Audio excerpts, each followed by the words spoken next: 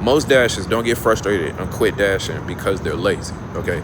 Most dashers quit because they don't know how much it actually costs them to do this job. Riding through my city with that dash back. I'm starting a YouTube channel, man. I know, right? It's gonna be dope, though. I'm gonna help some people. I'm gonna help a lot of people. It's gonna feel good. Thank you, Bentley. What up? It's your boy Bentley Koup, and this is DoorDash Diaries, or what I like to call T3D, the one-stop shop for everything DoorDash, and one of the few places that DoorDash has chosen to help you be successful on the platform. All right, so another edition of Dasher Help Desk.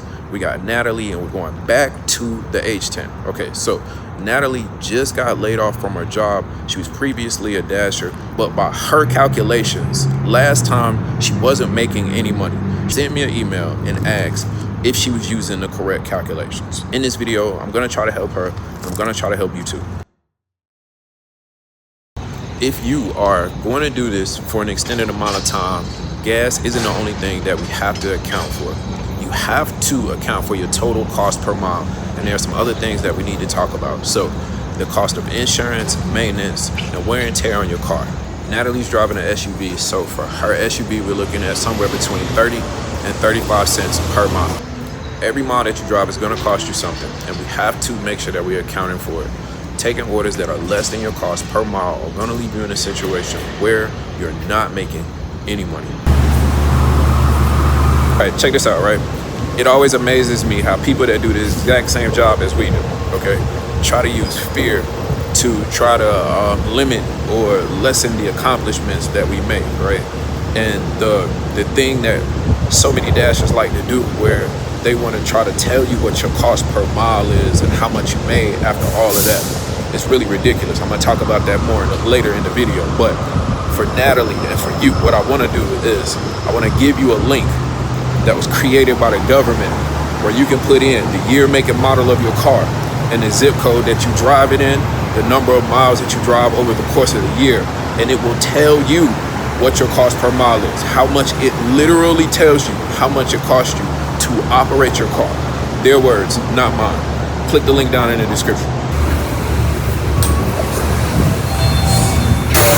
It's a DoorDash. Okay, so the first thing I told Natalie, and the first thing I'm gonna tell you, is to make sure that you find an accurate cost per mile so that you know what it's gonna cost you in order to do this over an extended amount of time. The second thing that I told Natalie, and the second thing that you wanna do, if you're a dasher that's coming back and you're taking a break, okay? I know that you wanna make that $18, that $20 an hour, right? For those first couple of dashes, I want you to focus on volume and not perfection.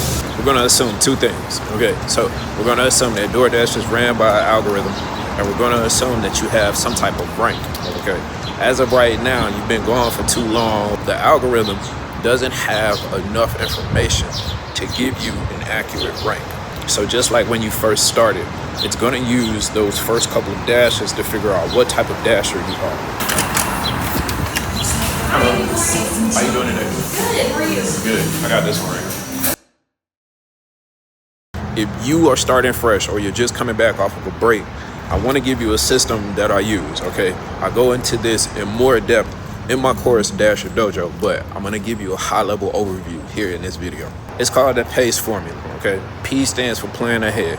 A stands for adapt to demand. C stands for choose wisely, and E stands for execute consistently. Okay, I want to say this real quick too, right? When we're factoring in our cost per mile, if you have a car payment, you're gonna have to factor that in too. I got Jose. Looks like you're still working on it. Yeah, I just had the 3 drinks. That's it.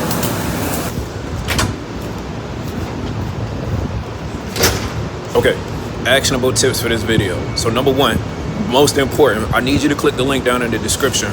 Let's figure out what your cost per mile is. Number two, I need you to get started. Okay, we're gonna use the new formula. We're gonna use the PACE formula, and we're gonna focus on volume and not perfection.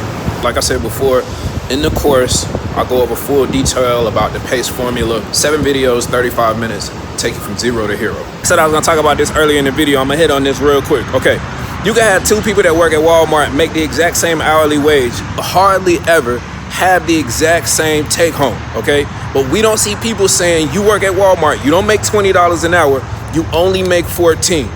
In food delivery, everybody's cost per mile is going to be different.